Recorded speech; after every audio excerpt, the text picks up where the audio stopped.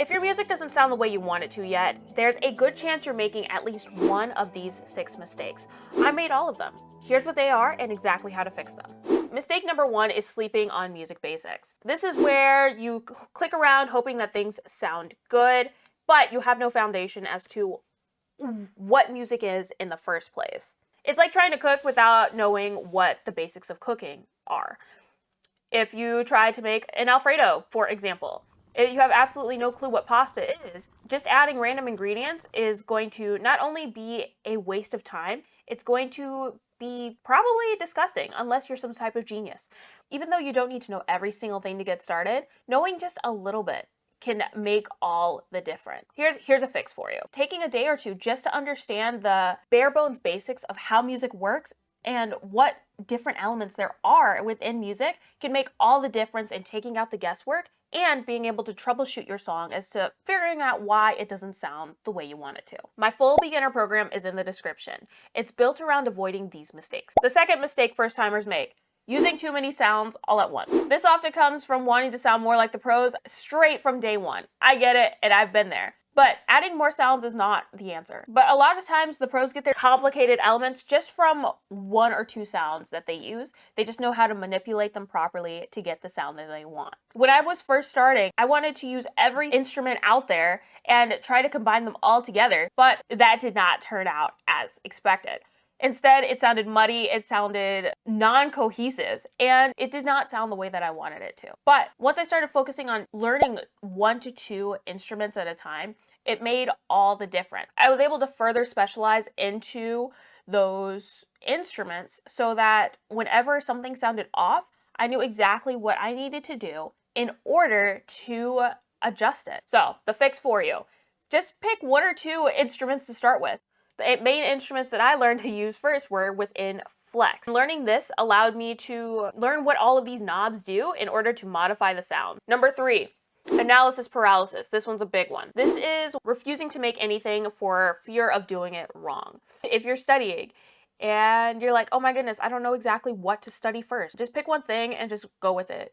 There's a bunch of right answers. If you spend all of your time trying to find that perfect path, then you're not going to get anything done in the first place, and you're not going to make music. So here's a fix for you. Set a timer for 2 minutes. If you're stuck on a decision, whether it be a music decision or even just starting a new song, if you're trying to pick an instrument and just trying to find that right instrument, you only have 2 minutes to pick one. And once that timer goes off, you're done. You're done modifying, then you move on to the next section.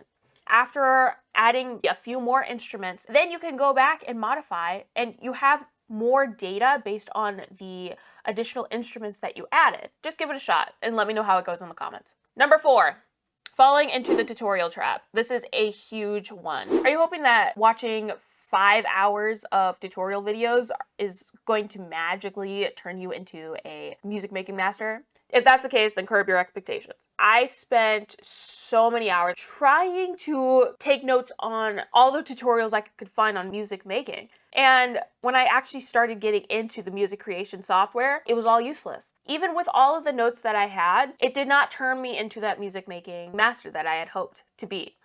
And what was the reason? I had all of this knowledge, but I hadn't applied any of it. So all of that knowledge was basically useless. So if you're in that same boat, here's a fix for you. Pick one tutorial on YouTube. And then once you find one actionable thing that you can work on within your music making journey, pause the video and actually go and do it. And then once you actually act on it, then you can move on continuing through that tutorial. Being interactive with the tutorials you watch is going to save you so much time, and it's more efficient. It's going to take more emotional effort up front because you're learning, you're growing. If someone watered a tree and the tree was like, yeah, no, I'm just gonna take notes on this water, I'm just gonna let it sit there, I'm not gonna actually use it and apply it to my roots, then the tree wouldn't grow. If we're expecting the tutorials to water us and we're not actually accepting that water, pushing through the discomfort to actually make music, then all of that is for naught. Number 5, never finishing anything. This is one that I struggled with for a long time. Trying to tweak my songs to get them to perfection before counting them as done. I was building the skill, but I had nothing to show for it because I hadn't finished enough songs. I would be like, I can't be done with this yet. It's not long enough. It doesn't sound the best. It still feels empty. And here is a fix that has really been a game changer. At the end of each session, I export it and I count it as done. Even if it's only like 30 seconds to a minute, it counts as finished to me. In case I want to come back to it later to expand on it, that's an option. Every time that I sit down at the computer, I'm going to have a new idea that I want to develop. What that leads to is a bunch of unfinished pieces that you can't really use because they're all still in the nether. Here's the fix for you. Set a 30-minute timer, then export whatever exists. And then set a goal to finish one song before moving to the next one. Even if it sucks, that's great. At least you have something to show for all the effort that you put in. Finally, number 6, comparing your day 1 to someone's 10th year. When you're doing comparison, compare your progress to what you've learned so far. Don't compare your music to what is happening on the radio because that just gets discouraging.